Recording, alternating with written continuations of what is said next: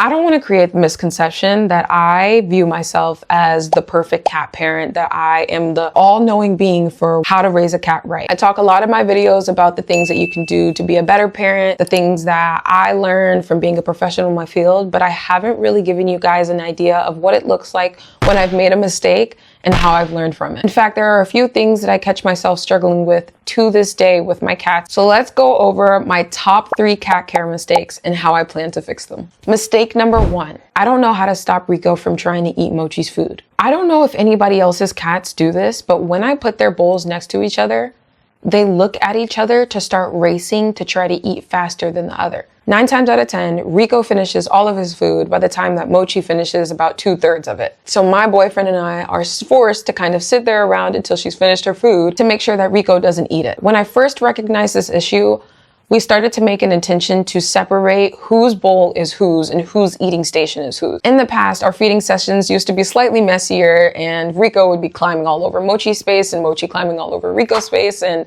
they just didn't really have a clear idea of what was theirs. Since then, we've kind of trained them and been consistent in showing them where Mochi's bowl is and where Rico's bowl is. They've done a great job of starting off their feeding session in the right place, but not necessarily ending it. And what's funny about that is we started our training in the right place, but it's not where we ended. And therefore, I think that has a lot to do with why we are where we are right now. We fell off our training and didn't really fill in the gap for what to do when they finished their food. In light of this mistake, there's also a mini mistake in this, which is the fact that we let it go on for so long. He's going to be 1 in a month, and the older cats become, the harder it is to change their mind about something. I plan to solve this issue by being more consistent in my training, maybe reevaluating how much I'm feeding my cats.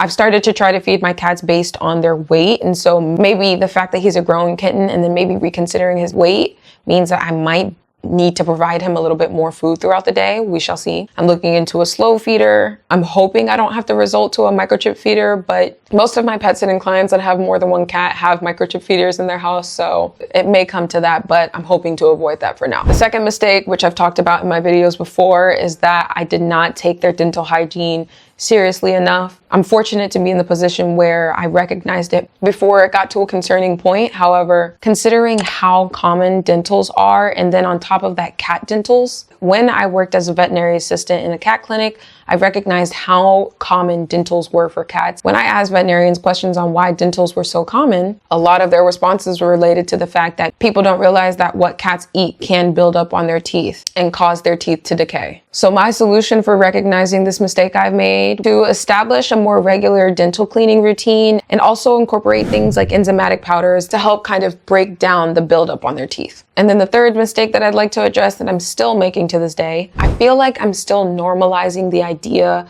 of seeing my cats bored. And then on top of that, blaming them for finding creative ways to enrich themselves. For example, we have this HVAC closet that we can't get access to, but it has like about an inch space between the floor and where the door starts. And our son Rico happens to love to play soccer, meaning any cat toy that he has or gets, the little stuffed ones, the little small mouses, the little tiny fish, he slaps them under the door. And we recognize that this is something that he does intentionally because we put things in front of the door to block it, and he moves them so that he can continue playing soccer. The mistake that I made in light of this example is that I chose to block him from having the opportunity, then rerouting his access to that same opportunity in a different way. Another example is Mochi's habit of chewing on plants. It used to drive me insane trying to take care of my money tree and seeing teeth punctures inside of it. And so I chose to take on the narrative that I can't keep plants around Mochi, rather than the idea that maybe Mochi is interested in plants. Therefore, I am no longer normalizing seeing my cats bored and blaming them for finding some new way to enrich themselves. And so my solution to this is that I will stay committed to rerouting and finding something that does work in light of their interest.